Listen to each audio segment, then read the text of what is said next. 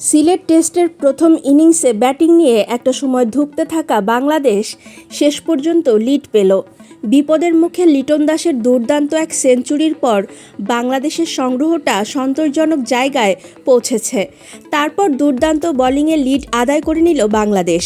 পাকিস্তানকে শেষ পর্যন্ত 232 রানে গুটিয়ে দিয়েছে টাইগাররা, যাতে 45 রানের গুরুত্বপূর্ণ লিড পেয়েছে বাংলাদেশ। লিটনের সেঞ্চুরিতে স্বাগতিকদের প্রথম ইনিংস থেমেছিল 278 রানে।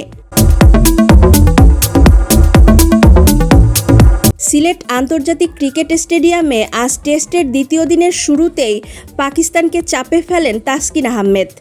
বাংলাদেশ 278 রানে গুটিয়ে যাওয়ার পর বিনা উইকেটে 27 রান তুলে কাল দিনের খেলা শেষ করেছিলেন পাকিস্তান। আজ সকালে নিজের পরপর 2 ওভারে 2 উইকেট তুলে নেন তাসকিন। দ্রুত 2 উইকেট হারানোর পর পাকিস্তানের হাল ধরেন বাবর আজম ও অধিনায়ক শান মাসুদ। তবে তাদের জুটি বেশিদূর এগোতে দেননি মেহেদী হাসান মিরাজ। 21 রান করা শান মাসুদকে ফেরান মিরাজ। খানিক বাদে সৌদ শাকিলকেও ফেরান মিরাজ। তবে মধ্যাহ্ন বিরতির পর সালমান আগাকে সঙ্গে নিয়ে প্রতিরোধ গড়েন বাবর আজম।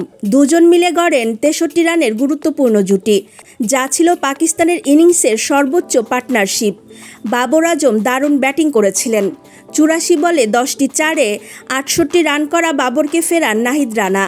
গতি ও বাউন্সের সাথে ফুল লেন্থের এক বলে বিভ্রান্ত হয়ে মুশফিকুর রহিমের হাতে ক্যাচ দেন বাবর।